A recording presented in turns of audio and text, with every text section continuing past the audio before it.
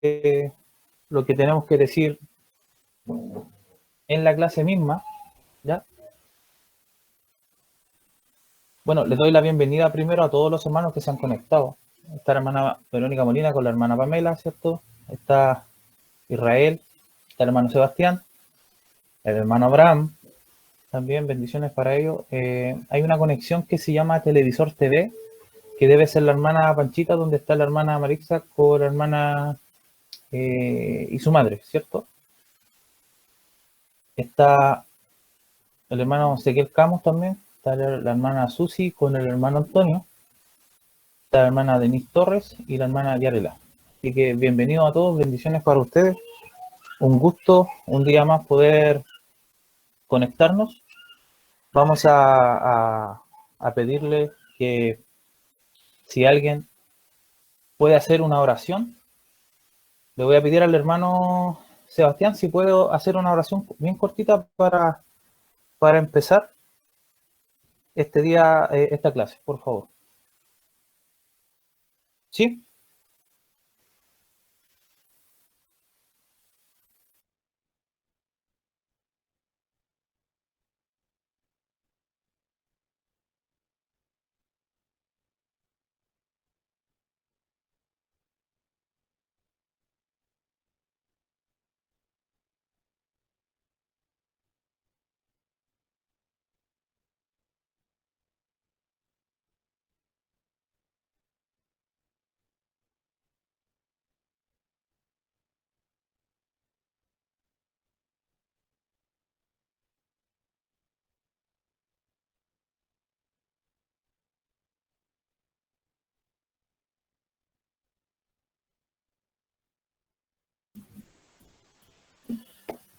Amén.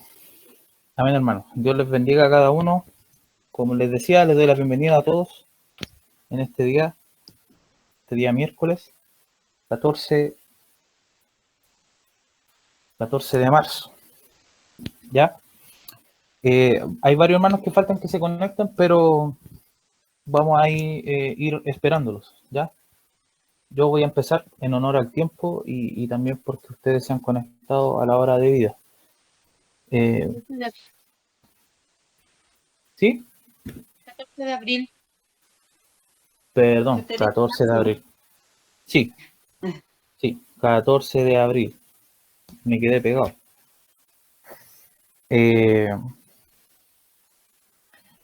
Hermanos, hoy vamos a ver de lleno en el capítulo 1 de Juan, vamos a ver el verso 2, 3 y 4. Deberíamos ver hasta el 5, pero no creo que nos dé el tiempo, así que vamos a ver el verso 2, 3 y 4 de lleno. Vamos a hablar un poquito de lo que significa eso.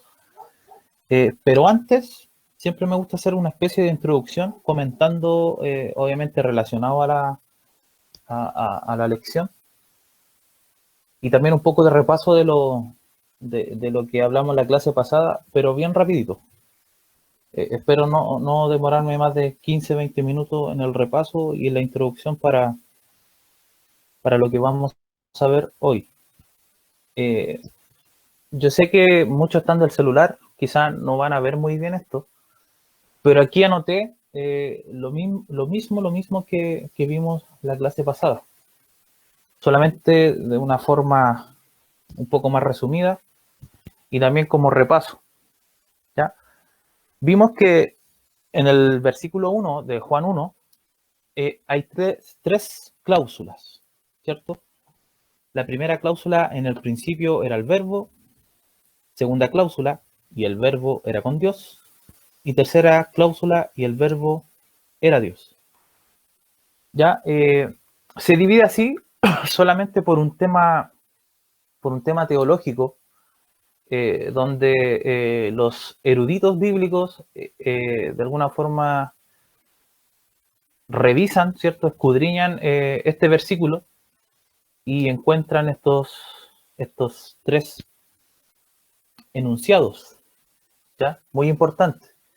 Entonces, repasando un poco, vemos que en la cláusula 1 dice: en el principio era el verbo. En esa frase encontramos la preexistencia o eternidad del verbo, que en este caso aplica a Jesucristo mismo. En la cláusula 2, y el verbo era con Dios, vemos el tema coexistente o coexistencia con Dios, el Padre. Y la cláusula 3, y el verbo era Dios, la autoexistencia o autoexistente. Eso significa existencia propia. Entonces, entre la clase pasada y lo que voy a hacer ahora de repaso, ya deberíamos dominar, entre comillas, las tres cláusulas de Juan 1.1. También estos eruditos consideran, ellos, con sus estudios, que Juan 1.1 resume, por así decirlo, toda la temática del libro de Juan. También se los mencioné en la clase pasada. ¿Ya? ¿Por qué? Porque Juan se centra en quién es Jesucristo, escribe su libro, obviamente para testimonio, ¿cierto? Para salvación, es un libro altamente evangelístico, pero lo que le interesaba a Juan, el apóstol, escribiendo esto, era que conociéramos al Logos, vale decir, al verbo. Si se dan cuenta, en la cláusula 1 dice, en el principio era el verbo, ahí está la frase el verbo. En la cláusula 2 dice, y el verbo era con Dios, de nuevo encontramos el verbo. Y en la cláusula 3, ¿cierto? Dice, y el verbo era Dios, de nuevo el verbo, encontramos verbo, verbo, verbo, o el verbo, el verbo, el verbo, solamente en un versículo. Entonces nos damos cuenta de que Juan ni siquiera estaba interesado en que conociéramos al Padre en sí, sino que está interesado en que conociéramos al Hijo preexistente, Jesucristo. Defino brevemente estas palabras sobre las tres cláusulas. Cláusula 1, vemos la preexistencia, ¿cierto? Que tiene que ver con la eternidad de Jesucristo, con la eternidad de Jesús, el Cristo. El hecho de que antes del verbo en sí, la cláusula 1, diga en el principio, esa frase en el principio, esas tres palabras están empleando tiempo, ¿cierto? Y eternidad.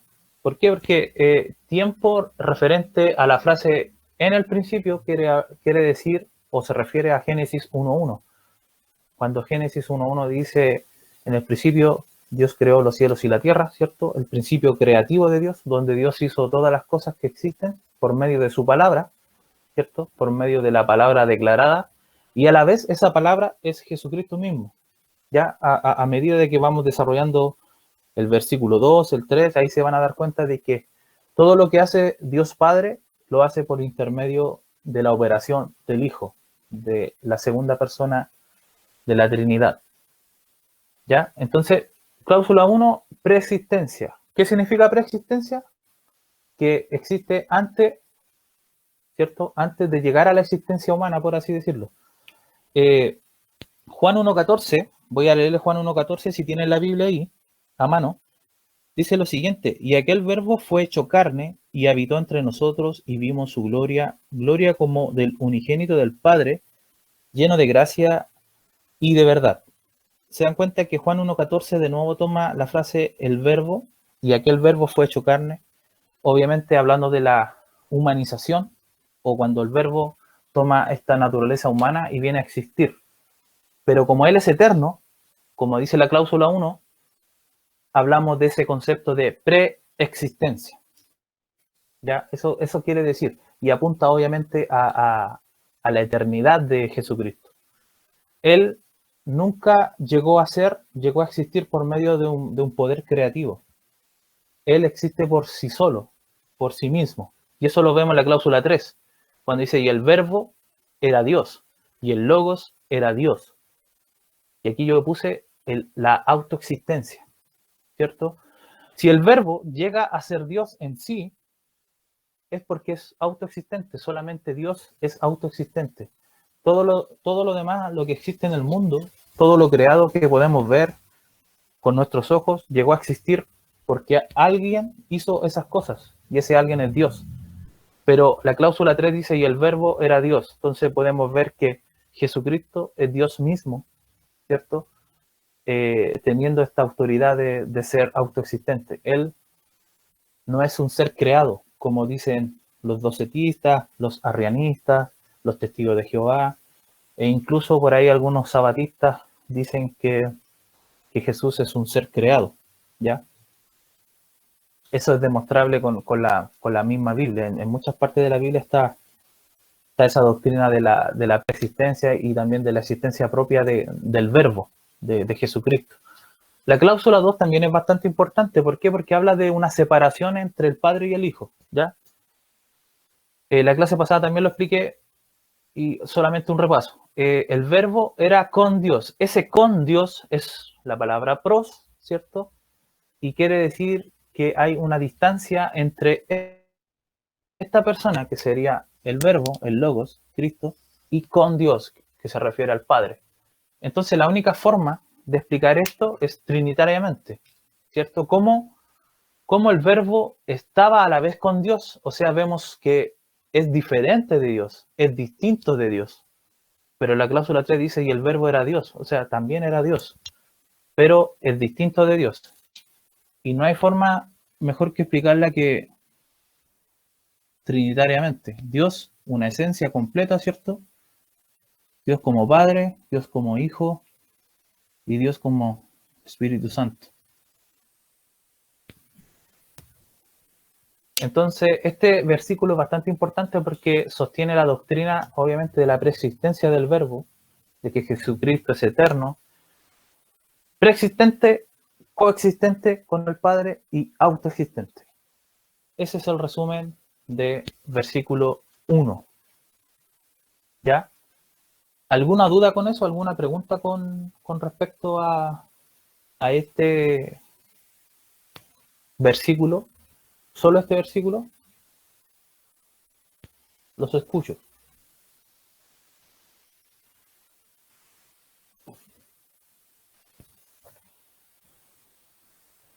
Si no hay consultas es porque quedó muy claro, ¿cierto? También invito a los hermanos que se conectaron hoy, ya que no estuvieron en la clase pasada, que puedan ver los videos. Están también en el chat perdón, en el WhatsApp del grupo. Ya puedan ver la clase pasada. Y también esta. ¿Ya? Este es un resumen, ¿cierto?, teológico de Juan 1.1. ¿Por qué es importante esto? Usted dirá, ¿cuál es la importancia de esto? La importancia de esto, hermano, es saber en quién estamos creyendo, en quién basamos nuestra fe, en quién nosotros de alguna forma llevamos una vida de iglesia, ¿cierto? Nos congregamos, bueno, antes de la pandemia obviamente llevábamos un sistema de congregacional, muchos participan en distintas denominaciones y de alguna forma podemos decir que llevamos una vida de iglesia, ¿cierto? La relación que tenemos con nuestro Salvador es dinámica, es viva, es no es una religión. ¿Ya? Recuerden que no puede ser una religión porque la palabra religión significa religar. Y religar es algo que se ocupa mucho en el paganismo. Los paganos son religiosos. Tratan de ligarse con cosas con cosas superiores, ¿cierto? Con misticismo, esoterismo, creyendo en dioses falsos, la energía del sol, la madre tierra, la Pachamama, y se conectan con estos seres, ¿cierto? Y ellos dicen que adoran a estos dioses falsos, como le llama la Biblia. Eso es religar. El ser humano busca ligarse con algo, creer en algo, depositar su confianza en alguien o en algo. Eso es religión. Pero nosotros no somos religiosos, nosotros somos cristianos y tenemos comunión con el Padre, con el Hijo y con el Espíritu Santo, ¿cierto? Por medio de esa comunión, nosotros salimos incluso de la religión. Si usted tenía un concepto diferente de religión, quiero decirle que el concepto verdadero de religión es el que le acabo de explicar, ¿ya? religión tiene que ver con eso, con, un poco más con paganismo y con los dioses falsos. Lo importante, como le decía, de conocer esto es saber quién es Jesucristo. Me gusta una frase que ocupa el maestro John MacArthur que dice, es un principio, obviamente, no lo dice la Biblia, pero él saca un principio, dice que la salvación está en, en que sepamos quién es Dios antes que sepamos qué es lo que hace Dios. Porque hay mucha gente, usted le pregunta a una persona, ¿tú crees en Jesús? Y dicen, sí, sí, yo creo que Jesús existió, un gran profeta, ¿cierto? Un personaje histórico, o en la Semana Santa veo las películas, no sé. La gente de alguna forma tiende a relacionarse con el Dios de la Biblia, ¿cierto? Pero esa frase me gusta porque la salvación se encuentra en saber quién es Dios verdaderamente. Y eso es lo que estamos haciendo hoy. Eh, Saber y estudiar verdaderamente a quién estamos adorando, a quién servimos y quién es Jesucristo. ¿Quién es Jesucristo? Jesucristo, el Hijo de Dios, segunda persona de la deidad o de la Trinidad, igual al Padre, siendo preexistente, coexistente y autoexistente. Él existe por sí mismo, por sí solo. ¿Ya? Eh, Menciono un par de detalles también de Cristología, que Jesucristo fue un ser humano, ¿cierto? Él toma naturaleza humana, como dice lo que leímos recién, Juan 1.14, y aquel verbo fue hecho carne. Y al tomar esta segunda persona de la deidad, al tomar naturaleza humana, se pone por debajo del Padre, ¿ya? Se pone por debajo del Padre ya que el ser humano obviamente tiene una distinción con el Creador, ¿cierto? Dios Padre, Dios Hijo y Dios Espíritu Santo crean al ser humano, crean la raza humana, pero Jesucristo al tomar una naturaleza humana se pone por debajo del Padre, por eso usted va a ver mucho, sobre todo los evangelios, que Él siempre se pone debajo del Padre, siempre. Siempre yo vengo a hacer la obra que mi Padre me envió, yo no hablo, no digo, no hago nada sin que el Padre no me lo diga primero, ¿cierto? Yo todo lo que he visto del Padre es lo que yo a ustedes les revelo, y todas esas cosas que dice Jesucristo, lo dice desde alguna forma, desde la lógica humana. Pero hay veces que ustedes se van a encontrar con frases cuando Jesucristo habla como Dios.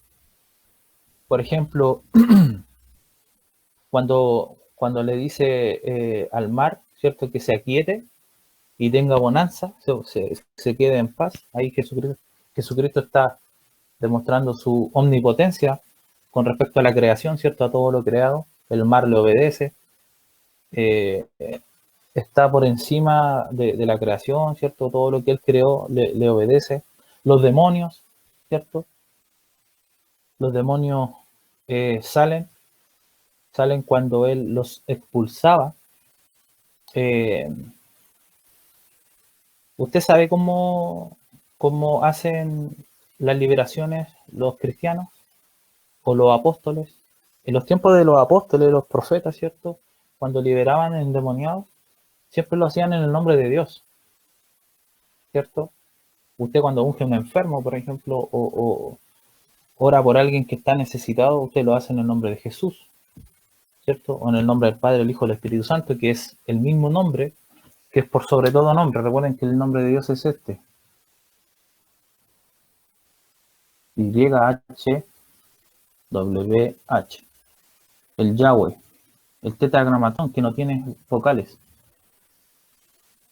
A ese nombre se doblará toda rodilla, dice la Biblia, y toda lengua confesará que Jesucristo es el Rey para la gloria de Dios Padre. Entonces los demonios se inclinan a este nombre.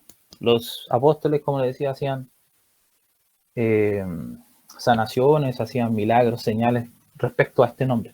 Pero Jesucristo, cuando está en su ministerio, él nunca hizo apelación al nombre de Dios, si se dan cuenta.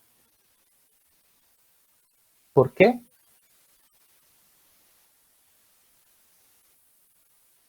¿Por qué él nunca hizo apelación al nombre de Dios para hacer una señal? Porque él era Dios. porque él era Dios. Tenía toda la potestad, por así decirlo, ¿cierto? Él era Dios en la carne. Hay una historia también que me gusta mucho que sale en las películas, no sé si ustedes lo han visto, cuando llega a la casa de Pedro y entran a un paralítico por el techo. Y en ese momento, Jesucristo, antes de sanar, le dice: tus pecados te son perdonados. ¿Se acuerdan de eso? Y la gente lo mira y le dicen: pero Rabí, estás blasfemando si solo Dios perdona pecados. Y Jesús se para y le dice: ¿qué es más fácil decir? ¿Tus pecados te son perdonados? O decir: levanta tu cama y ándate, ¿cierto? Levanta tu lecho. O sea, ahí quiso decir, es una metáfora, por si acaso, ahí quiso decir: ustedes van a ver la sanación de él y van a creer que yo puedo perdonar pecados. Invirtió el orden para poder demostrar el poder de su omnipotencia sobre la enfermedad y también sobre perdonar pecados. La única forma que ellos corroboraran de que sí era Dios y podía perdonar pecados era viendo sanar a ese paralítico. Pero eso, hermanos, eso yo creo que para poder resumir lo que vimos en la clase pasada, ¿ya? Si usted quiere indagar más, puede ver el video que grabó nuestro hermano, ¿cierto? De la clase pasada, ¿ya? Bueno, con eso termino el versículo 1. ¿Alguien quiere preguntar algo? Voy a borrar aquí mientras pasamos al versículo 2. Hermano Alex, ¿qué dice arriba? Dice continuamente y abajo sale verbo y abajo del verbo ¿qué sale? Dice verbo imperfecto. El verbo era cuando dice en el principio era, eso significa verbo imperfecto, significa continuamente. Y obviamente obviamente el verbo imperfecto aplica solamente a Jesucristo, no a nosotros, ¿cierto? Si yo le dijera a ustedes cuándo vamos a morir, cada uno de nosotros, usted no lo sabe, yo tampoco, ¿cierto? No tenemos dominio sobre la muerte, Dios sí. Dios sí lo tiene. Y eso indica verbo imperfecto. Jesucristo siempre ha sido y seguirá por siempre, por los siglos de los siglos. Eso es el verbo imperfecto.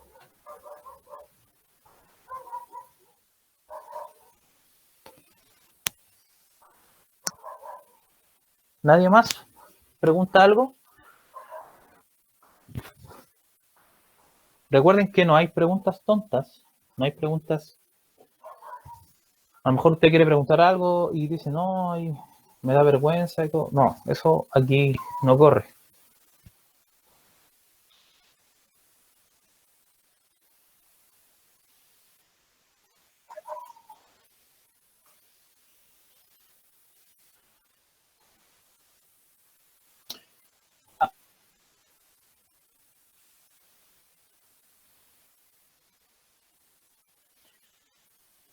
Sí, sí. Lo que pasa es que en esa parte de la Biblia, que lo muestra una película, como le mencioné, la gente, los judíos, obviamente creían en el Yahweh, en el Jehová del Antiguo Testamento, y obviamente creían en el Mesías, y Jesús se estaba levantando en su ministerio. Entonces él empezó a predicar y llega ese momento donde llega este paralítico a la casa de Pedro y va a ser la señal de sanidad.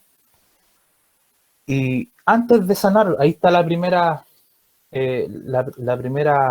simbología o algo que nos quiere decir la Biblia. Antes de sanar a esa persona y levantarlo, Jesús le dice: tus pecados te son perdonados. Y de alguna forma, a ver cómo se lo explico para que lo pueda entender. Si eso lo aplicáramos a nuestro tiempo ahora, un predicador X, por ejemplo, en cualquiera de las iglesias donde nos congregamos nosotros, si llega un enfermo, lo primero que se hace es orar por la persona. Es presentarlo en oración, ungirlo, quizá liberarlo, no sé. Pero siempre se pone la sanidad primero antes que la salvación o el perdón de pecado. ¿Me entiendes? Entonces Jesucristo es contraintuitivo, va al revés. Y mira a ese hombre que está obviamente también pidiendo sanidad física y le dice, tus pecados te son perdonados, porque escuchó el clamor del corazón, ¿cierto? Lo más probable es que esa persona, como dice el contexto de la historia, estuviera también pidiendo perdón por los pecados de los antepasados, ¿cierto? O de los padres, o del mismo. Pero Jesús le dice primero, tus pecados te son perdonados, para después luego sanarlos. Entonces el contexto o el orden de la salvación se cumple, ¿cierto? Perdonar pecados, luego sanidad. Pero los judíos, como creían en el Yahweh del Antiguo Testamento y no creían en el Mesías, que en ese momento tenían al Mesías al frente, ¿cierto? Al Hijo de Dios, Jesucristo dice, tus pecados te son perdonados, y ellos dijeron, Rabí, maestro, estás blasfemando porque solo Dios perdona pecados, y tú estás diciendo, yo te perdono los pecados. Entonces Jesús les dice, ¿qué es más fácil decir? ¿Tus pecados te son perdonados? O decir, levántate y anda. O sea, ¿qué es más fácil? ¿Qué les demuestro primero a ustedes? ¿La salvación perdonando pecado o lo sano para que vean la sanidad?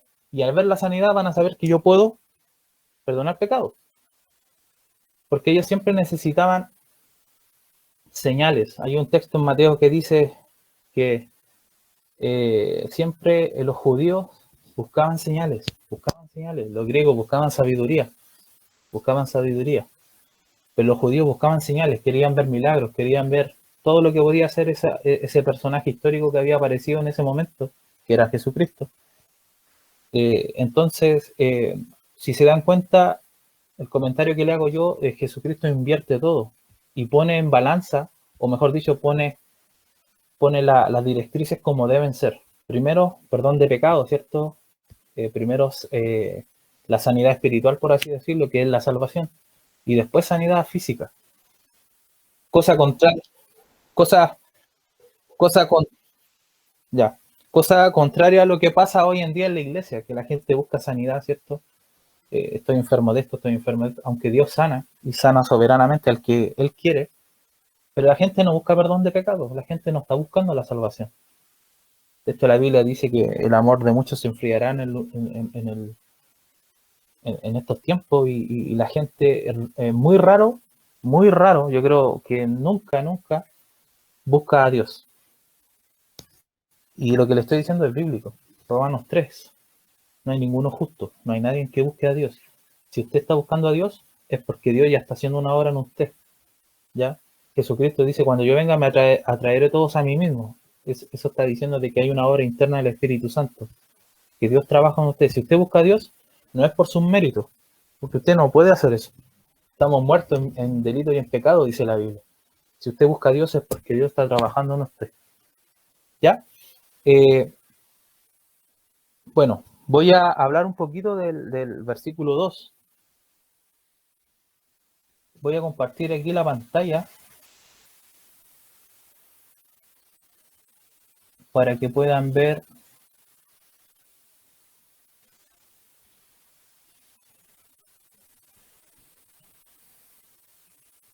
Un poquito de paciencia para ver si lo puedo hacer aquí.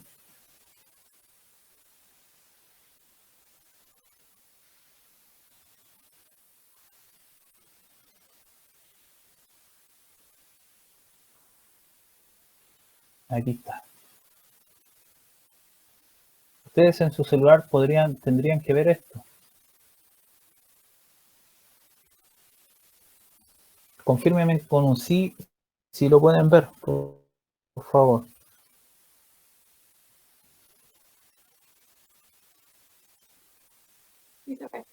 Si se dan, Sí, sí, se ve, claro. Yo por lo menos lo veo. ¿se ve? Sí, sí se puede. Ya. Sí, sí. Sí, se ve. Ya, esto lo vamos a ir explicando muy despacito para que todos vamos entendiendo, ¿ya? Todos. Del que sabe más, que sabe menos, del que... Ya. Bueno, el orden, ¿cierto? El orden temático, recuerden, temático de tema, ¿cierto? De tópico, de idea. El orden temático sería, para un predicador, por ejemplo, predicar Juan del 1 al 5. ahí hay un tema. Y del 6 en adelante empieza a hablar de Juan el Bautista, que va a ser lo más probable en la próxima clase. El versículo 1, que fue todo lo que hemos visto de la clase pasada y hoy, se considera el prólogo, ¿cierto? La presentación del verbo, la presentación de Jesucristo preencarnado, la existencia como Dios. Pero el 2, fíjense, es muy simple el 2, el versículo 2, que dice, este era en el principio con Dios. Ahora voy a leer el versículo 1 con el 2 juntos y se van a dar cuenta de algo. En el principio era el verbo y el verbo era con Dios y el verbo era Dios. Este era en el principio con Dios. ¿Se dan cuenta? ¿Alguien en el versículo 2 puede notar algún sinónimo entre la primera cláusula del 1.1? Recuerden que la primera cláusula es en el principio era el verbo. Segunda cláusula, y el verbo era con Dios. Tercera cláusula, y el verbo era Dios. Pero el versículo 2 dice, este era en el principio con Dios.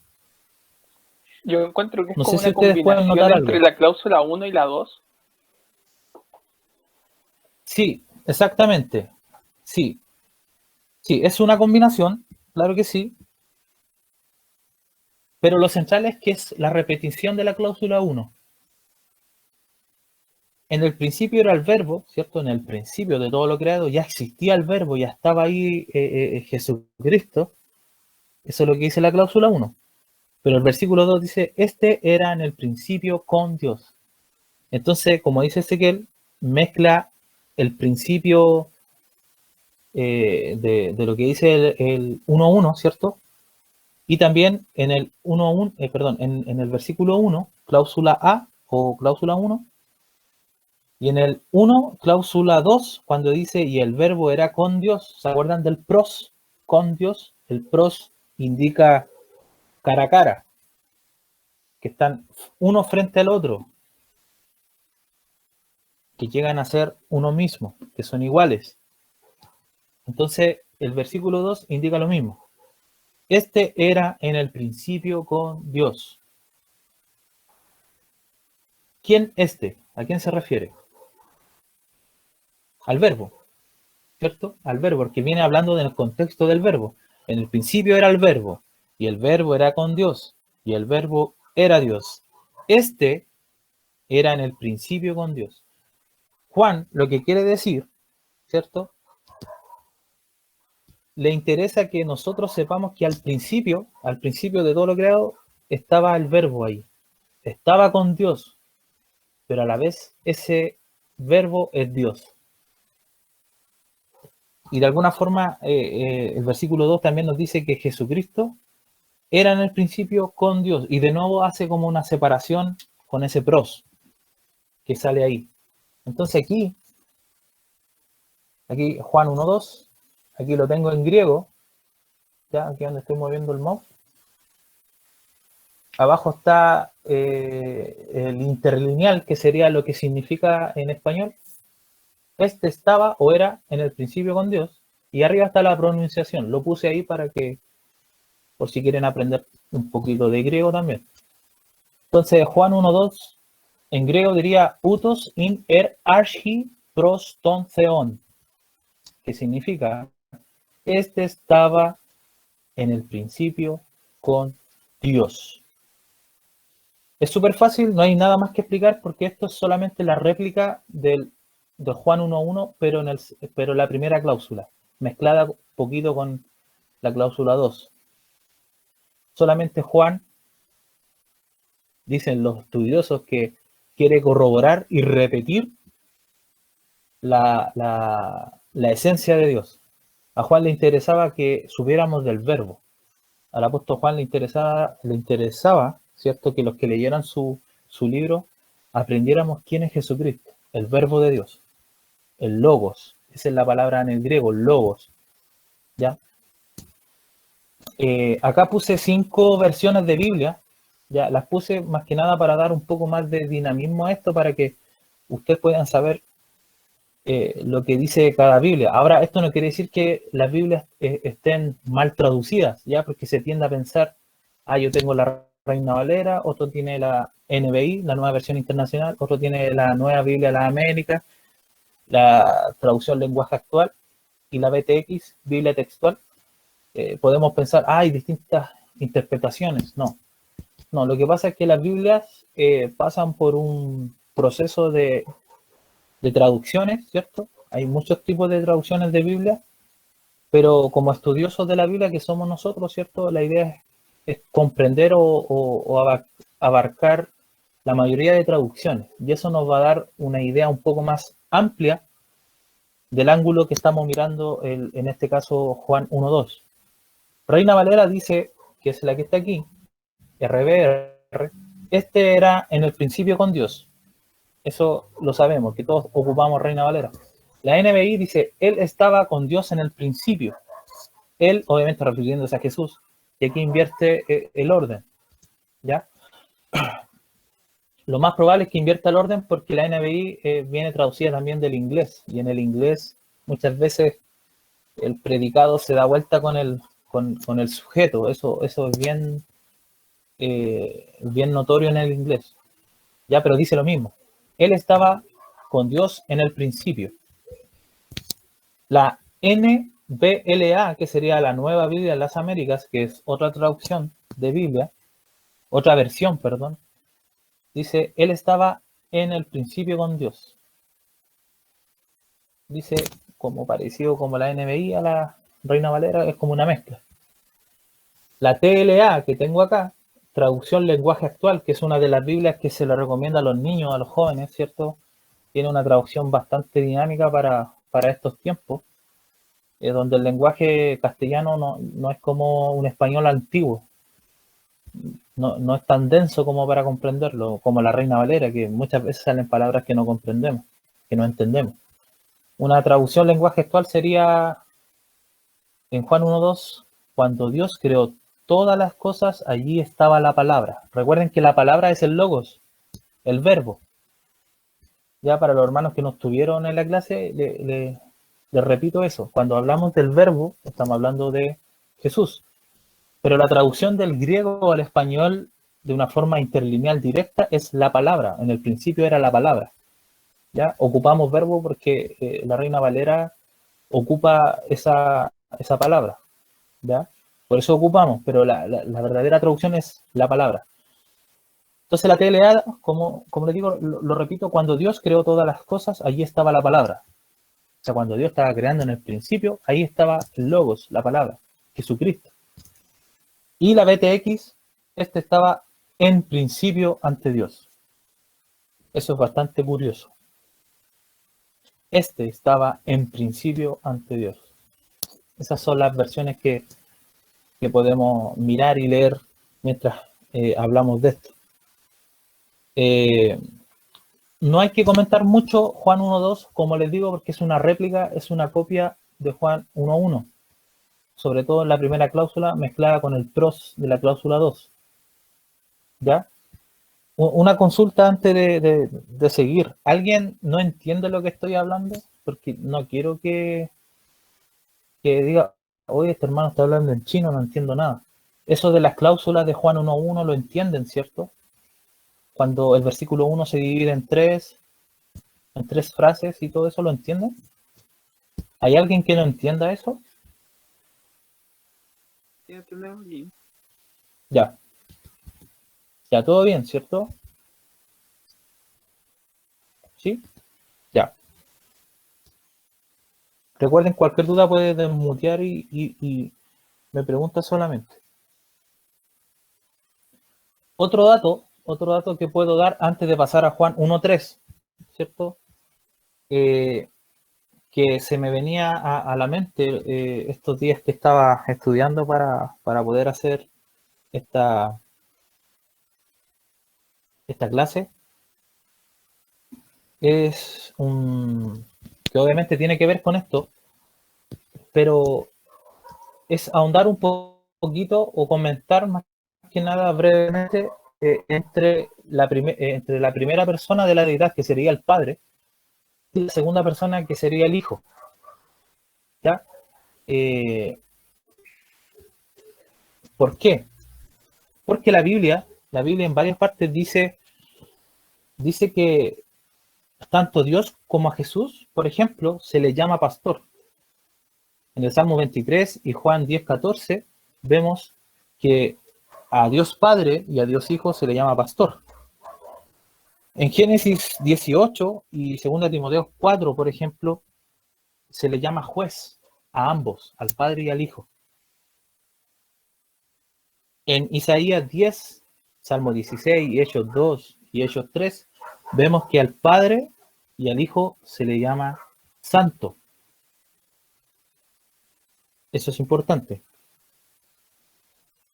En Isaías 44, Isaías 48, Apocalipsis 1:17 y Apocalipsis 22:13, se le llama el primero y el postrero, o el primero y el último, el alfa y la omega, el principio y el fin, el primero y el último. ¿Se acuerdan de esos textos?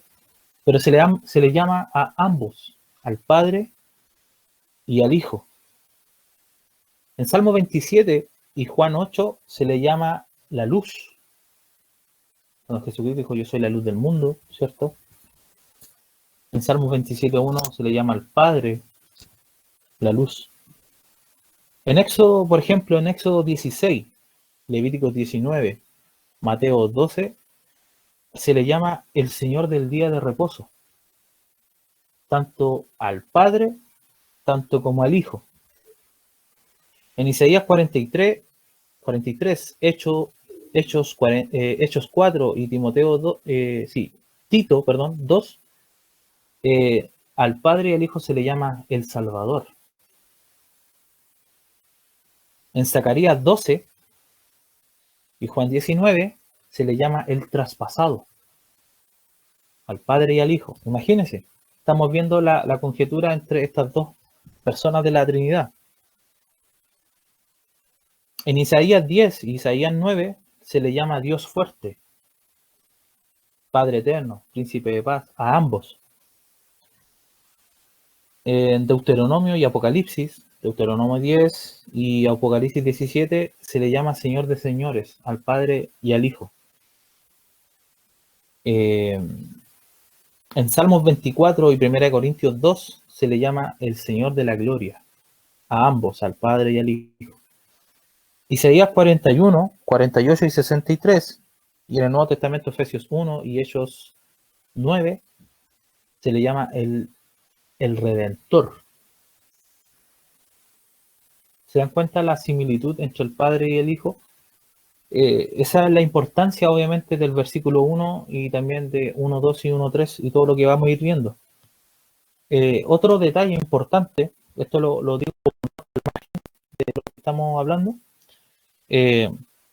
Jesucristo también posee los atributos incomunicables de Dios. ¿Alguien conoce los atributos incomunicables de Dios? ¿Me los pueden nombrar los hermanos que sepan o las hermanas que sepan? Los omnipotencia, omnipresencia y ese Omnisciencia. tipo de atributos. Sí, sí, La seidad.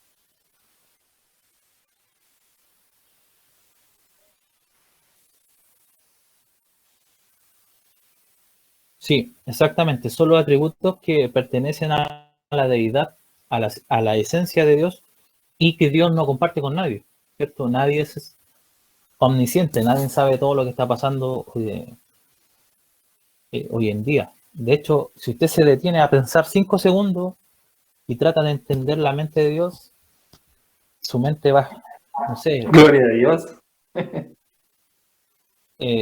explotaría. Imagínese, si yo me concentro 5 segundos ahora y digo, Dios sabe quién está muriendo, quién está naciendo, quién se está moviendo en el mar, los pájaros, quién está, como le digo, naciendo, muriendo, las enfermedades, los animales que mueren. Yo de repente pienso en eso cuando voy caminando en la calle y encuentro un pajarito muerto y pienso en la soberanía de Dios. No digo ese pajarito murió por un accidente, sino que Dios permitió que ese pajarito muriera.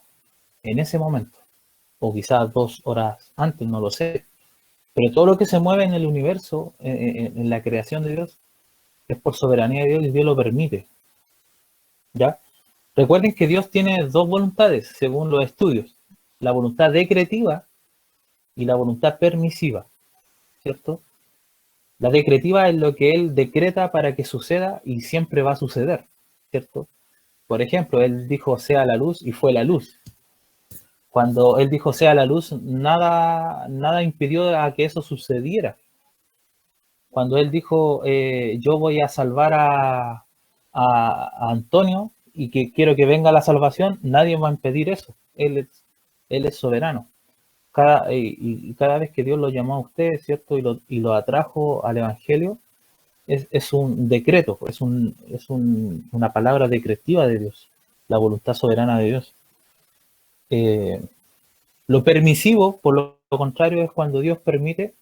El mundo, obviamente, sabemos que con el pecado de Adán y Eva entró la maldad, entró la iniquidad a la raza humana. Y Dios muchas veces permite el mal para producir un bien. Y eso se llama voluntad permisiva de Dios. Cuando Dios permite las catástrofes, por ejemplo. Hermano Alex, ¿Sí? eso tiene un orden, ¿cierto? Que el padre lo dice, el hijo se olvidó ese orden, y el Espíritu Santo lo ejecuta. Sí, bueno, eso es un orden que se ha dado, seguramente lo sintetizó algún teólogo y lo lanzó a la rueda de la teología y lo empezaron a enseñar y obviamente se entendió así. Y yo no digo que esté mal, pero lo otro que puedo decir es que no necesariamente se respeta ese orden, porque si yo veo todos los atributos que estamos hablando, por ejemplo, dijimos que Jesús y el Padre, Jesús y Dios es pastor, es juez, es santo, es el primero y el postrero, es la luz, el Señor del día de reposo, es el Salvador, el traspasado, Señor del Señor, el Señor de la gloria, el Redentor, el Alfa y el Omega. No sé, mi mente no puede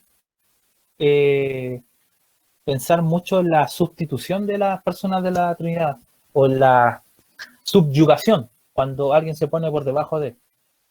cuando uno estudia un poquito la cristología o teología propia, se da cuenta de que el Padre con el Hijo y la neumatología, que es el estudio del Espíritu Santo, se da cuenta de que los 3 son uno, tienen la misma esencia y ninguno está por debajo del otro, porque si no romperíamos el esquema trinitario. O sea, no podríamos decir el Hijo es menos que el Padre porque es Hijo y el Padre es como el que manda, y nuestra mente obviamente piensa eso, porque cuando Dios creó la familia puso un padre, puso una madre, puso hijos, y el hijo nunca va a estar por encima de los padres, ¿cierto? Se someten a los padres en autoridad, en obediencia y todo eso. Pero dentro de la deidad ninguno manda, ninguno decreta algo que el otro no está de acuerdo.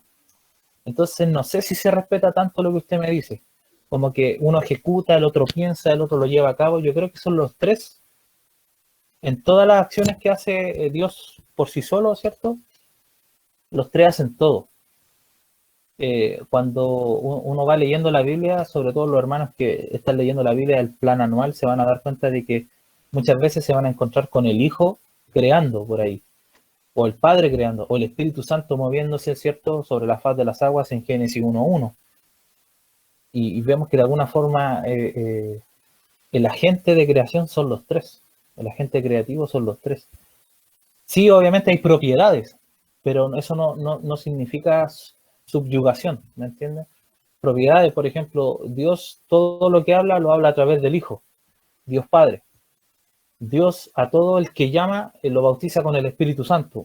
Se dan cuenta que hay como roles, dentro de la teología se llaman roles o papeles, pero no hay ninguna subyugación o alguna jerarquía que de alguna forma ponga a una persona por debajo de la otra. Yo creo que si pensamos eso, romperíamos el esquema trinitario, ya que las 3 personas de la deidad son Dios. No sé si me siguen. Hermano, ¿Sí? pero en ese caso también podríamos decir que el Espíritu Santo, o sea, lo que en nosotros está es Dios mismo, o sea, toda la Trinidad, no solamente el Espíritu Santo. Sí, exactamente. Exactamente. Eh, El error, dice usted, que está en ordenarlo,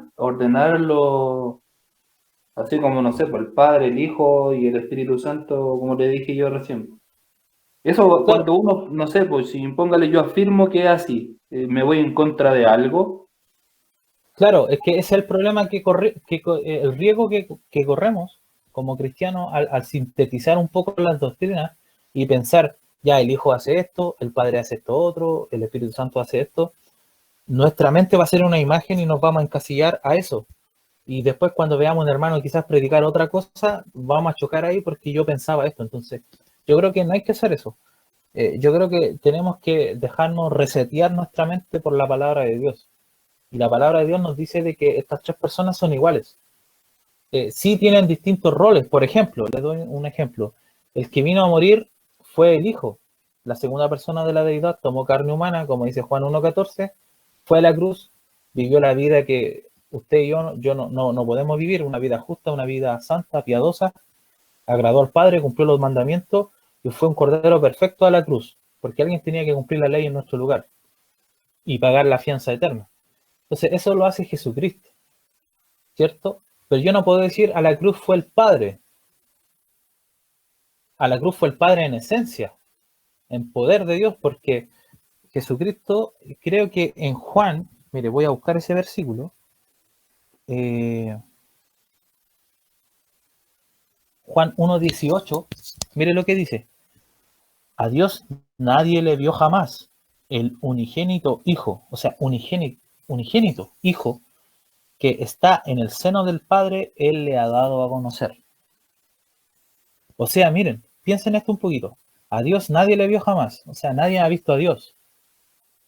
A Dios Padre se refiere. ¿Por qué? Porque está hablando el Logos, está hablando el Verbo, está hablando Jesucristo encarnado.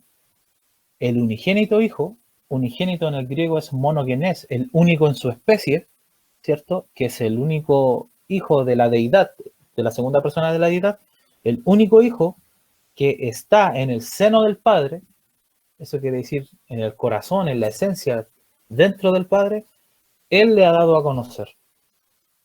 Ahora yo les pregunto, Jesús cuando dijo esas palabras, ¿dónde estaba Jesús?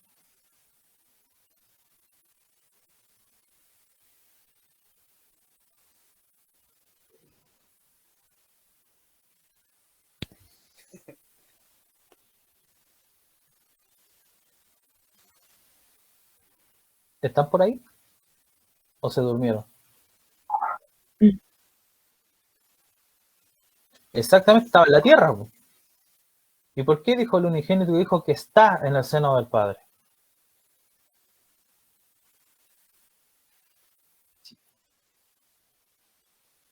Sí, va por ahí, pero falta algo. Sí, obviamente son uno por el lado divino en la esencia, pero hay algo que resume todo eso. Por la omnipresencia. Esto en la teología se llama omnipresencia no corporativa. ¿Por qué?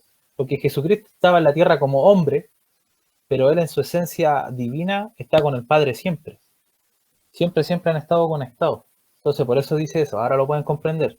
A Dios nadie le vio jamás. El unigénito Hijo que está en el seno del Padre, Él le ha dado a conocer. O sea, que Perdón, pero no entendí la última da a palabra. conocer al O sea, la Padre. última parte. Sí, lo recuerdo al tiro. No, eso que dice la última parte, él le ha dado a conocer. Esa parte no la entendí. Ya, sí, lo explico al tiro. Él le ha dado a conocer, solamente se refiere a que el ministerio que tenía Jesucristo en ese tiempo era el Evangelio, ¿cierto? Las únicas personas que se acercan o sea, el único método, la única forma de llegar a Dios Padre es a través del Hijo, ¿cierto? De hecho, John Piper tiene un libro que se llama Dios es el Evangelio y tiene que ver con eso. O sea, Jesucristo es el único camino al Padre. Entonces, esa frase, Él le ha dado a conocer, Jesucristo mismo Jesucristo mismo está hablando de él en tercera persona. No sé si me van a entender. Pero dice, a Dios nadie le vio jamás. El unigénito Hijo, mire, Dios, Jesús hablando del mismo, el unigénito Hijo que está en el seno del Padre, Él le ha dado a conocer. Jesucristo da a conocer al Padre por intermedio del Evangelio. ¿Queremos conocer a Dios de la Biblia? Conozcamos a Jesucristo. Porque Jesucristo es, ¿cierto? Como dice Colosenses, creo que 1:18, no estoy seguro, pero dice que en Él, en Jesucristo, habita toda la plenitud de la deidad. Imagínense, en Jesucristo, hablando corporativamente, en su cuerpo, un cuerpo humano, habita toda la plenitud de la deidad. Es un tema bastante interesante que no voy a seguir porque el 1:18 obviamente lo vamos a estudiar más adelante, ¿ya? Solamente les comento lo último. También Jesucristo posee los atributos incomunicables de Dios, ¿cierto? Que son únicos en las Escrituras. Las Escrituras revelan que Cristo es eterno, es omnipresente, omnisciente, omnipotente, inmutable, soberano, glorioso.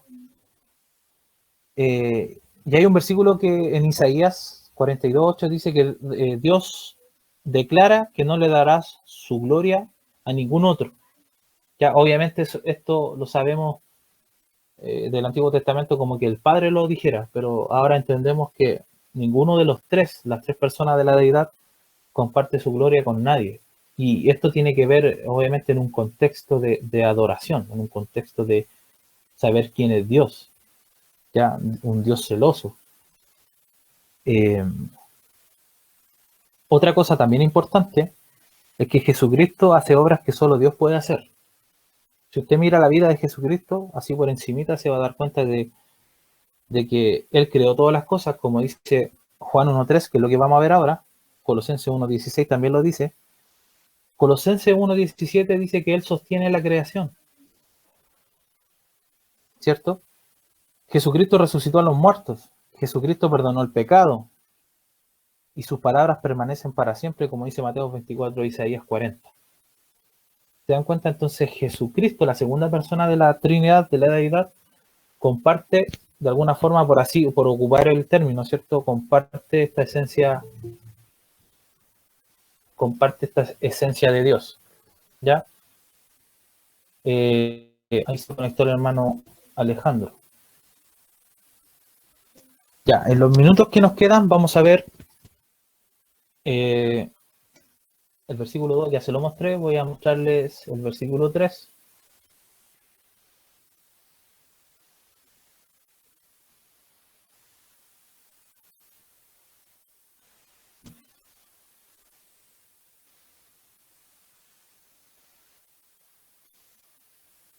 Paciencia, paciencia.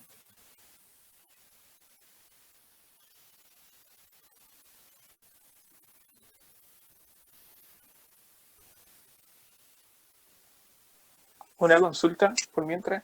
¿Sí? El título Sí. de Hijo de Dios a Cristo se le atribuye desde el momento de la encarnación, ¿cierto? ¿O no? El unigénito Hijo. Sí, es una muy buena pregunta, una pregunta teológica. Al parecer, por lo que dice la palabra de Dios, no debería ser así, no debería ser solamente por la encarnación. ¿Por qué? Porque Juan 1:18, como les dije recién, el unigénito es el monogenes, en el griego significa único en su especie, único en su género, único en su esencia. Si está hablando del Hijo, sería como un título mesiánico o un título para Dios el Hijo. ¿Ya? No sé si ustedes se han dado cuenta, pero tengo como una idea, miren. Muchas veces en la iglesia evangélica, y esta es una idea que yo tengo hace mucho tiempo en mi cabeza, me da la impresión que muchas veces las iglesias, en el convivir de la iglesia, se adora a Jesús como siempre como el Hijo de Dios. Se tiene esa imagen. Como subordinado, como que el Padre es superior al Hijo. Por eso explicaba yo recién el tema de la coexistencia, ¿cierto? Consubstancialidad que sale en Juan 1, cláusula 2.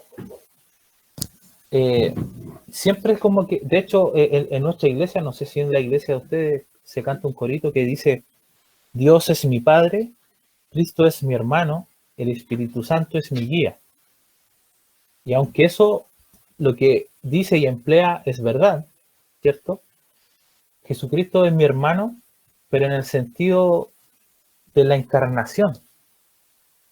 Él cuando viene, como dice Filipenses 2, ¿cierto? Él cuando viene se hace el prójimo, se hace el siervo, se hace semejante a los hombres. Viene a tomar ese lugar, ¿cierto? Que merecía el pecador en la cruz, morir. Y toma esa imagen de persona, de ser semejante a nosotros.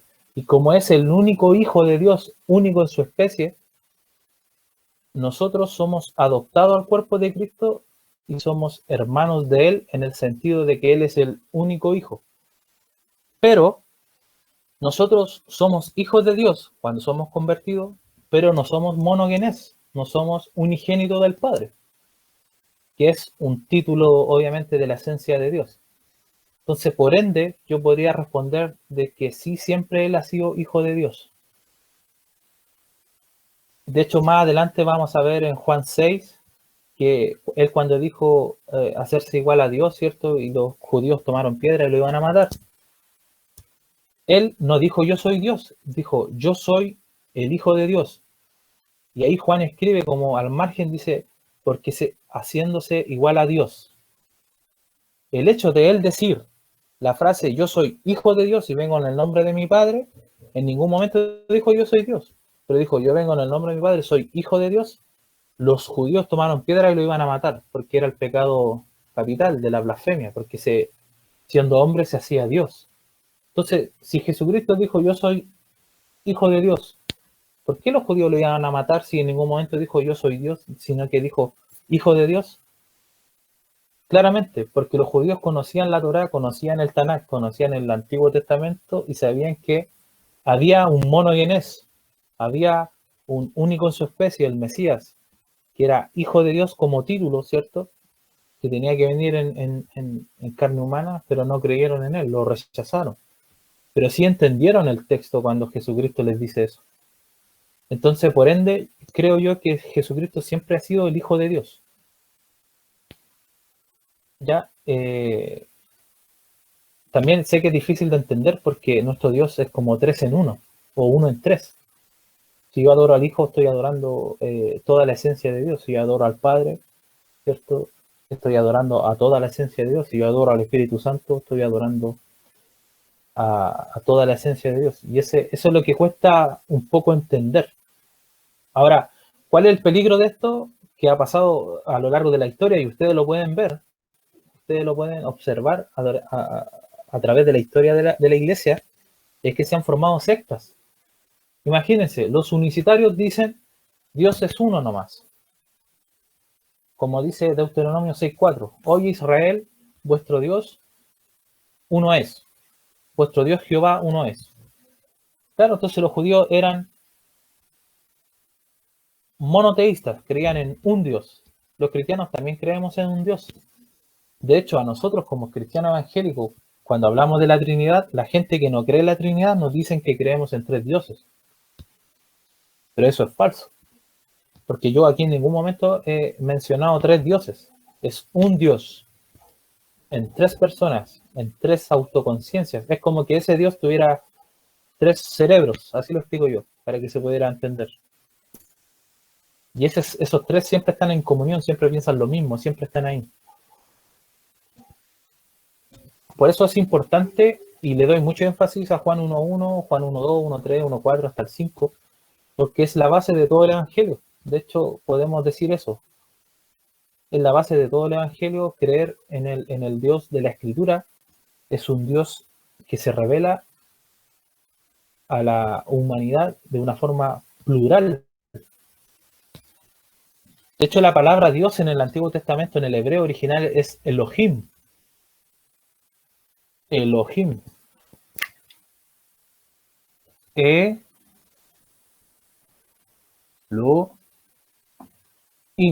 Hay algunos que sacan la H y ponen Elohim, pero es lo mismo. Solamente un tema de escritura. Elohim. En el principio Elohim creó los cielos y la tierra. Génesis 1:1. Y si yo traduzco este Elohim al español, significa dioses. Un dios como más de uno. Entonces los judíos sí tenían el concepto de pluralidad, que el Dios de ellos sí era una pluralidad. Entonces Jesucristo cuando dice yo soy el Hijo de Dios, no he venido en mi nombre, vengo en el nombre de mi Padre, yo soy el Hijo de Dios. Yo y mi Padre uno somos, dice el Evangelio de Juan más adelante. Los judíos tomaron piedra y lo iban a matar. ¿Por qué? Porque había blasfemado. Este es un nombre y se hace, siendo hombre, se hace Dios. ¿Se dan cuenta? Entonces creo firmemente que el monogenes que sale en Juan 1:18 significa que él es, a pesar de tener el título como Hijo de Dios, es Dios mismo.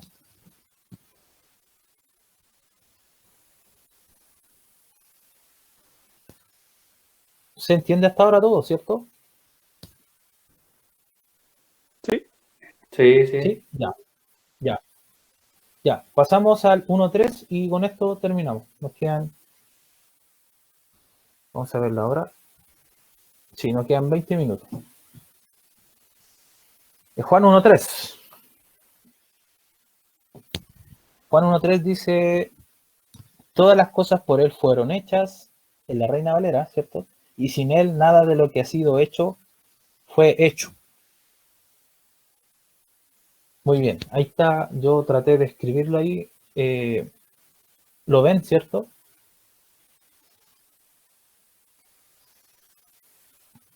Sí, se ve.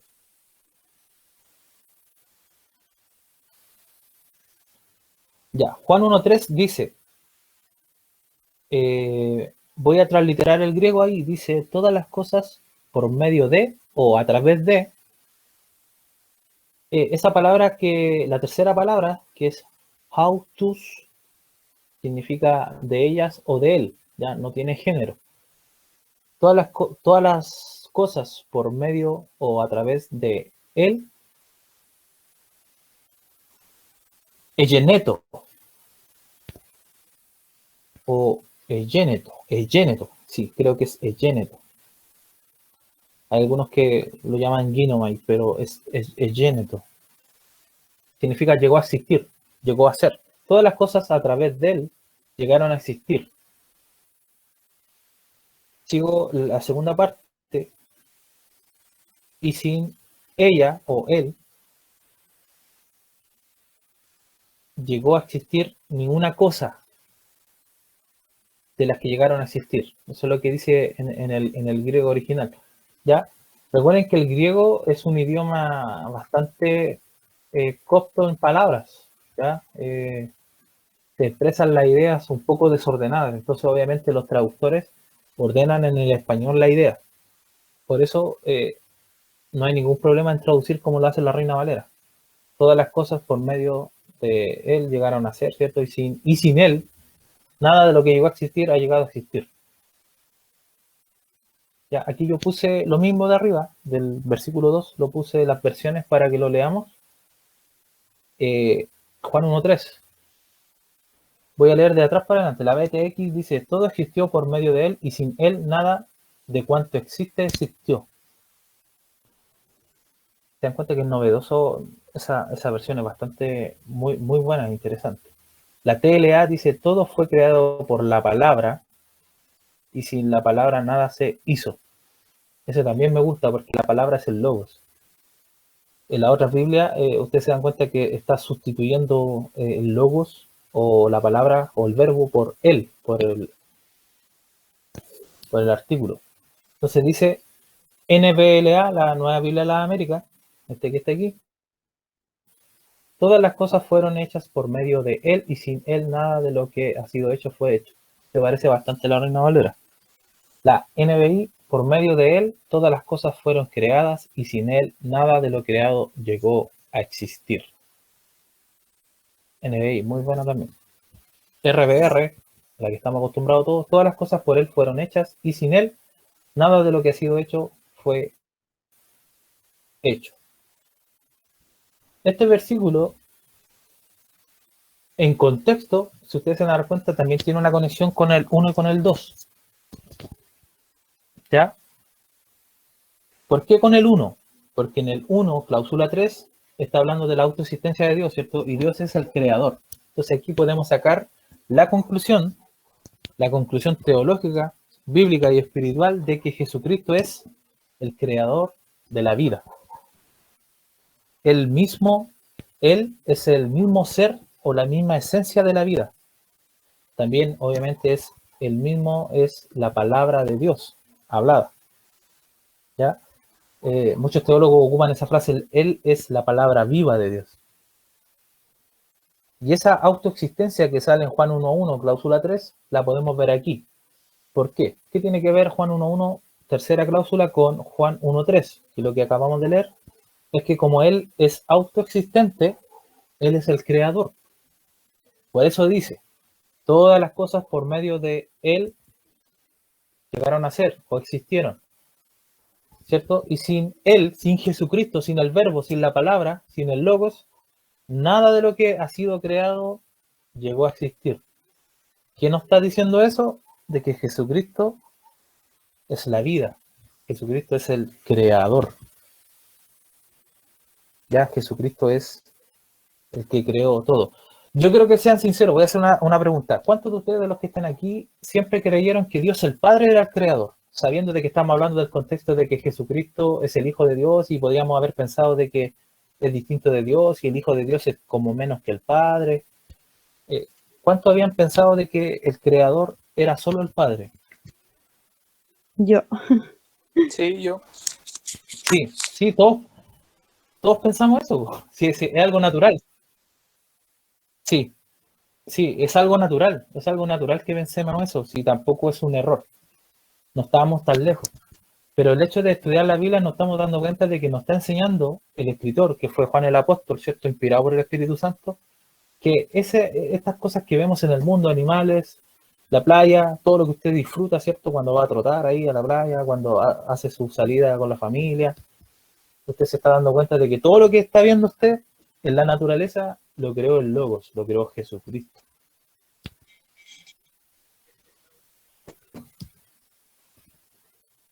¿Alguien va a preguntar algo? ¿No? Porque al hablar de Jesucristo, habla, o sea, como lo explicó todo el rato, habla de los tres, no habla de solo, no sé, pues Jesús el Hijo, Dios el Padre, habla de la deidad, ¿o no? Sí, claro, cuando hablamos en el contexto, cuando se nombra a Dios, nos vamos a dar cuenta de que varias veces en la Biblia estamos hablando de la esencia de Dios, o sea, hablando de los tres. Pero como venimos en el contexto de Juan 1.1, Juan 1.2, ¿cierto? Sí, mire, si vemos el contexto, lo voy a leer de corrido y se van a dar cuenta que el mismo contexto nos va dando la respuesta, mire. En el principio era el verbo, Jesucristo, ¿cierto? Y el verbo era con Dios y el verbo era Dios. Este era en el principio con Dios, o sea, Jesucristo estaba con el Padre, en otras palabras. El 3, todas las cosas por Él fueron hechas. Se dan cuenta que el mismo contexto nos da la respuesta de que todas las cosas por Jesucristo fueron hechas. Y sin Jesucristo, nada de lo que ha sido hecho fue hecho. Ahora aquí está hablando obviamente de una distinción dentro de la deidad que atribuye a Jesucristo como el creador. Eso no indica que el Padre y el Espíritu Santo no participaron en la creación. ¿Ya? No hay que pensar así, solamente está dando un recitado, por así decirlo, de la inspiración del Espíritu Santo, explicando de que el verbo también estuvo ahí y todas las cosas se crearon por medio de ese verbo, del mismo Jesucristo. Hermano, ¿me escuchas? ¿Sí? Le quería consultar sobre Juan 10, 29, o sea, más que nada, siempre pensé o tuve la idea de que el Padre está por encima del Hijo en la salvación. Cuando dice Juan 10:29, porque mi Padre me la ha dado y Él es más poderoso que todos. Por lo menos así me sale en mi versión. No sé si me entiendes. Sí, sí, hay una regla. Mutea el micrófono para que no rebote el sonido, por favor. Ya.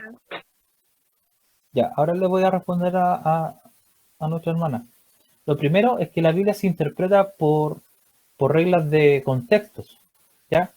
Recuerden esa regla de si yo leo un verso fuera de contexto, si leo un texto fuera de contexto, voy a hacer un pretexto.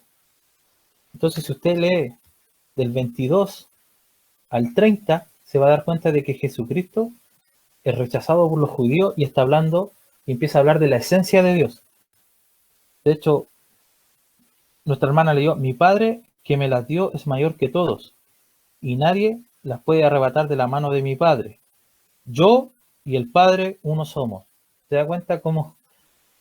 O sea, recién dijo, mi Padre es mayor que todo, pero mi Padre y yo somos uno. O sea, no sé si me entiende, está diciendo, sí, Él es todo, pero yo con Él somos uno, entonces yo también soy todo. No sé si se entiende. De repente no me salen las palabras para explicarlo, pero yo lo veo así. Y lo otro es que cuando dice mi Padre que me las dio es mayor que todos, tiene obviamente un contexto de lo que expliqué hace unos minutos atrás, de que Jesucristo, por causa de la encarnación, se pone debajo del Padre. Y muchas veces Jesucristo habló palabras que salen de su humanidad, no necesariamente de su deidad. ¿Cierto? Por ejemplo, cuando dijo, tengo sed. Cuando descansó a la orilla del pozo de la samaritana, porque dijo que estaba cansado. Pero si usted piensa, Dios no se cansa, Dios no tiene sed, pero sí hablaba de su humanidad. Entonces esos versículos nos demuestran que Jesucristo hablaba muchas veces desde su humanidad y otras veces, en otras ocasiones, desde su esencia divina, desde su deidad.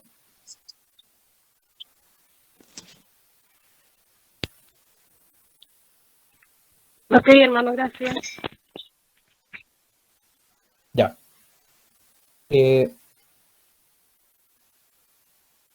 Ya nos quedan pocos minutos para terminar esta idea del versículo 3.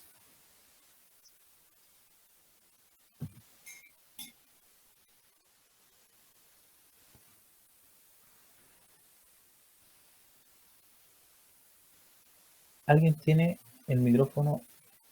Mano Alejandro, ¿puede mutear su micrófono, por favor?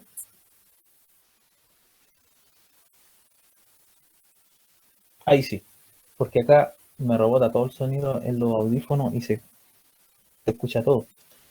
Ya. Entonces, todas las cosas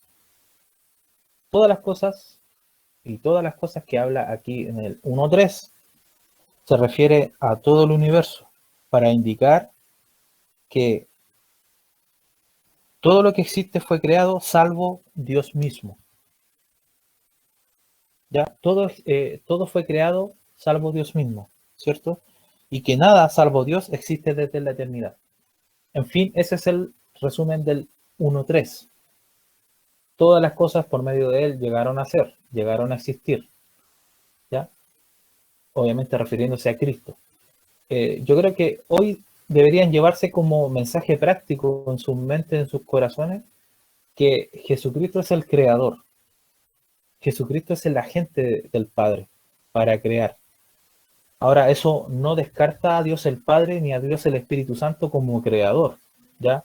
Porque en otras partes de la Biblia vamos a encontrar versículos que atribuyen la creación al Espíritu Santo o atribuyen la creación al Padre. Ya tenemos que tener eso en cuenta, Juan 1.3.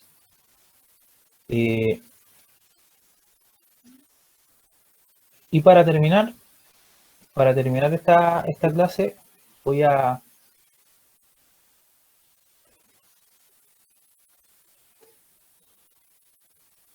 aquí voy a pedirles que, no sé si todos tienen, bueno, no todos, sino que el que quiera, tienen Biblia, ¿cierto, a mano?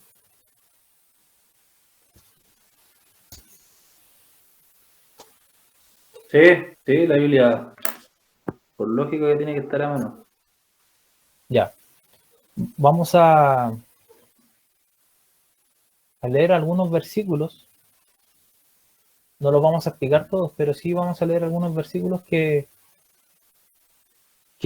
son referencias cruzadas.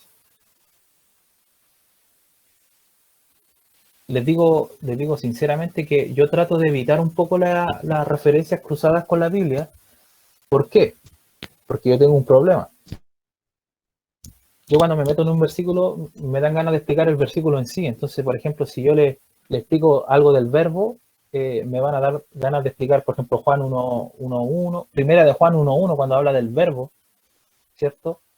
Hermano Abraham, mire, busque Juan, primera de Juan, la carta, la epístola, primera de Juan 1:1, por favor. Primera de Juan 1:1.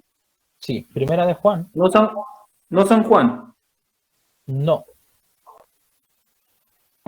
Vale. Dame un segundito. Cuatro libros antes de Apocalipsis, Sí, está sí. primera de Juan. Sí.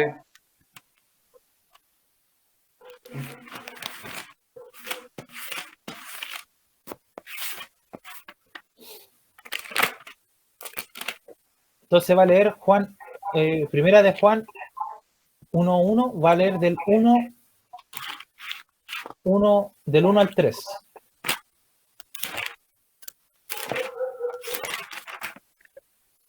Primera de Juan, del 1 al 3. Sí, léalo por favor. Dice: lo que era desde el principio, lo que hemos oído, lo que hemos visto con nuestros ojos, lo que hemos contemplado y palparon nuestras manos tocante al verbo de vida.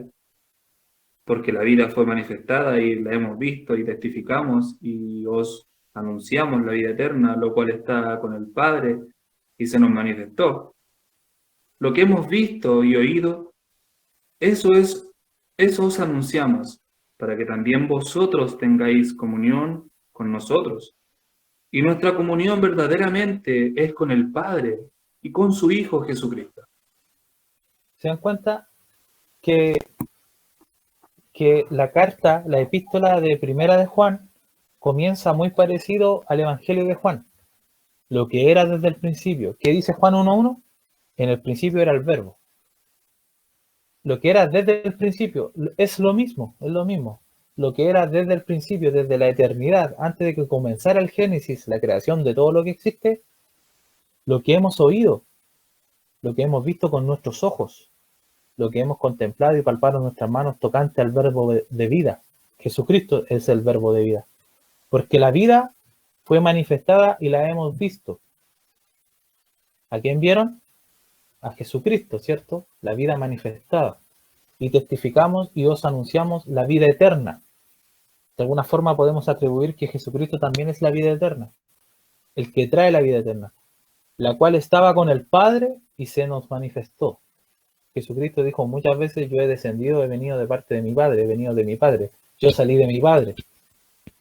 ¿Cierto? Entonces Él es la vida eterna. Primera de Juan 1:3 dice: lo que hemos visto y oído, eso os anunciamos. Refiriéndose obviamente a la predicación del Evangelio. Para que también vosotros tengáis comunión con nosotros, como hermanos, ¿cierto? Y nuestra comunión verdaderamente es con el Padre y con su Hijo Jesucristo. Esa es la esencia del Evangelio. ¿Ya? Esa es una referencia cruzada al tema que estamos estudiando. Hay muchas. Vamos a leer, a ver, por la hora, ya, un par más, para que podamos terminar. Hermano Antonio, ¿puede leer Proverbios, por favor? Proverbios 8. Ya. Proverbios 8, del 22 al 31.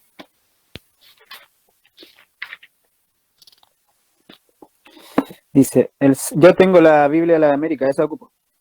¿Sí? El Señor me poseyó al principio de su camino, antes de sus obras de tiempos pasados. Desde la eternidad fui establecida, desde el principio, desde los orígenes de la tierra. Cuando no había abismos, fui engendrada. cuando no había manantiales abundantes en aguas. ¿Hasta cuál? Disculpe, hermano. Hasta el 31. Ah, ya. Mi general. Cuando él no había hecho aún la tierra y los campos, ni el polvo primero del mundo. Cuando estableció los cielos, allí estaba yo.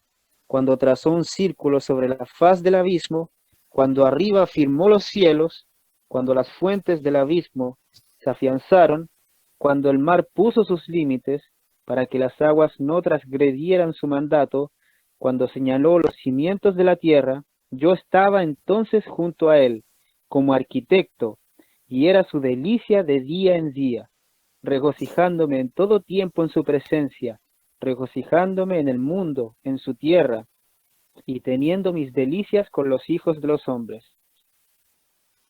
Pregunta, ¿de quién está hablando Proverbios 8, del Del 22 al 31? Cristo, totalmente.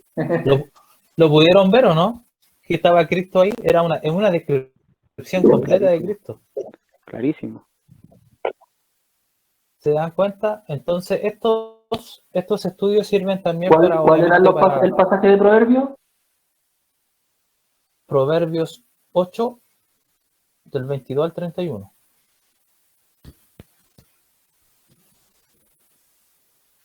¿Pudieron ver a Cristo? Es tremendo cuando uno ve a Cristo en la Escritura. Alex, ¿Sí? en sí ahí está hablando de la sabiduría, pero obviamente Sí, lo que Cristo pasa- no es la sabiduría. Sí, sí. Creo que en Romanos dice Jesucristo sabiduría de Dios. Una cosa así dice un texto. Sí, esa es buena pregunta porque obviamente la palabra tiene una descripción, un contexto, ¿cierto? Y ese versículo, ese capítulo de Proverbios, obviamente está hablando de la sabiduría de Dios. ¿Cómo se puede? Esto es una pregunta muy buena, así que gracias, hermana. ¿Cómo se puede demostrar de que estamos hablando de Cristo?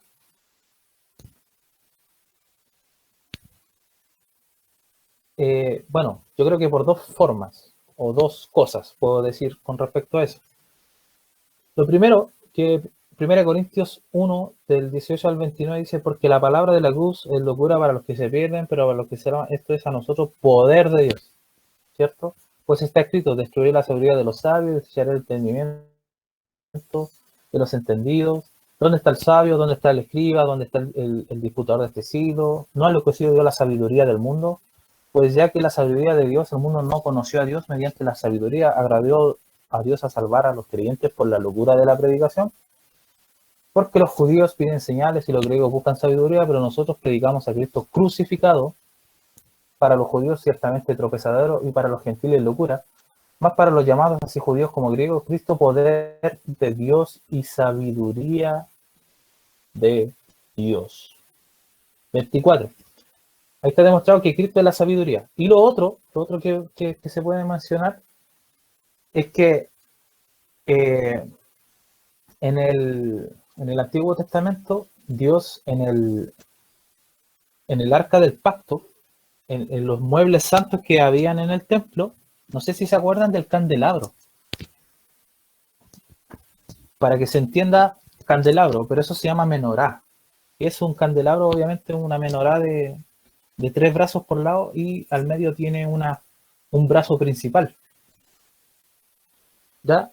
Bueno, ese candelabro, podemos hacer una clase explicando el candelabro, ¿cierto? Pero yo sé que lo han visto por ahí en alguna iglesia. Ese candelabro representa a Jesucristo, representa el árbol de la vida, ¿cierto? Que es el Jesucristo mismo. Representa también los 7 espíritus de Dios que están delante del altar de Dios, como sale en el libro de los profetas mayores y también en Apocalipsis. Y uno de los espíritus que Dios manda en la tierra, que son de los 7, es el espíritu de sabiduría. Pero la Biblia dice que esos 7 espíritus son de Dios. Y la pregunta es, ¿Cristo es Dios? Sí. Entonces ahí podemos hacer la conjetura o armar este rompecabezas de, como dice 1 Corintios, ¿cierto? 1, el 24. Cristo, poder de Dios y sabiduría de Dios. Y también, viendo toda esta simbología que había en el Antiguo Testamento, atribuimos que Jesucristo mismo es la sabiduría de Dios. Incluso me atrevería a decirle, hermanos, que hay un libro en el Antiguo Testamento que no lo tenemos nosotros traducido así como lo tenemos la Reina Valera o las traducciones comunes, sino que son unos rollos que se llaman Targum o Targúmenes, ¿ya? Si alguien quiere indagar, se llaman Targum Onkelos, y los Targum son copias coloquiales de los textos bíblicos en arameo del Antiguo Testamento. Y cuando se ocupa la palabra sabiduría, se ocupa la palabra Elohim. ¿Y se acuerda que yo le expliqué Elohim acá? Que Elohim es dioses. Entonces, los targúmenes dicen, por ejemplo, en el principio Dios creó los cielos y la tierra. Pero en el Targum dice, en el principio la sabiduría creó los cielos y la tierra. Y siempre en los Targumes la sabiduría es atribuida al Dios de la Biblia, al Dios judío, al Yahweh, a Elohim. Y sabemos por esencia que ese Dios es Padre, Hijo, Espíritu Santo. Entonces ahí podemos responder la pregunta de nuestra hermana, porque uno puede empezar sí, pero que contextualmente es una descripción de la sabiduría. Pero yo le invito a leer Proverbios 8 completo y se van a dar cuenta de que es una descripción literal de Jesucristo.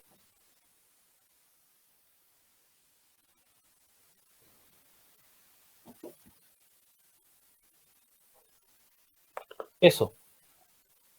Yo creo que por eso, con eso estamos hoy. Hermano, ¿Sí? aparte que lo que leímos recién de Proverbio, el contexto de esto es la creación, la creación misma. Entonces, Sí. creo que me indica, pero Cristo mismo, creando junto al Padre. Claro. Sí. Proverbios 8, como les digo, es obviamente muchos lo definen como la eternidad de la sabiduría, explicada obviamente o de una forma refiriéndose a Cristo. Ahora, nosotros porque tenemos el Nuevo Testamento podemos ver a Cristo acá, ¿cierto? Quizá un judío normal no podría ver a Cristo en Proverbio 8 porque no tenían la revelación completa, por así decirlo, del Nuevo Testamento, pero sí podían ver. Me imagino a los discípulos, hermano Alex, cuando están en el camino a Maús, cuando el Señor les dio luz y le abrió el entendimiento y lo pudieron ver a través de todo. Y qué tremendo. Imagínense, uno se goza Sí, con sí, el esto camino de a ver Maús toda esta maravilla aquí en Proverbio, y me imagino cómo deben estado ahí en ese momento. Sí, sí. Debe haber sido hermoso. ¿Saben? Ya con esto termino para todos los hermanos que están conectados. Lo práctico de esto, yo sé que hablamos harta teología, hablamos cosas que son de repente un poco complicadas, ¿cierto? Son muchas letras, ¿cierto? Usted puede ver, pero dentro de todo esto, lo que estamos estudiando, vamos a ver el poder de Dios, vamos a ver, conocer a Cristo, conocer a Dios de una forma más íntima, ¿cierto? Ahora cuando usted vaya a la rodilla y ore al Padre en el nombre de Cristo, por la intercesión del Espíritu Santo, usted ya sabe a quién está orando. Y de hecho, David escribió en un salmo que no lo dice así, pero quiere decir eso más o menos, dice que las maravillas de Dios a él lo sorprendían cada día. Y las maravillas de Dios no es solamente el mundo creado o lo que Dios nos ha dado, sino que es conocerle a Él. Conocer a Cristo es un tesoro y esa es la idea. Yo quiero que atesoren esta enseñanza en su corazón y en su mente y también después las puedan compartir con los demás, evangelizando, ¿cierto? Contando a sus familiares o cuando usted evangelice, ya se va a dar cuenta de que quién es realmente Jesucristo. Todo lo que abarca el Hijo de Dios, ¿cierto? Y también sacarnos todas esas imágenes un poco erróneas que nos deja la tradición de las iglesias, ¿cierto? Y eso mancha muchas veces lo que nos quiere decir la Escritura. ¿Por qué no decirlo? Es verdad. Muchas veces la tradición adorna mucho la palabra de Dios y no dejamos que la palabra no hable. Así que eso, pues, hermano, ha sido una bendición estar con ustedes. Y lo último que les voy a pedir es que den sus cámaras para poder sacar una fotito.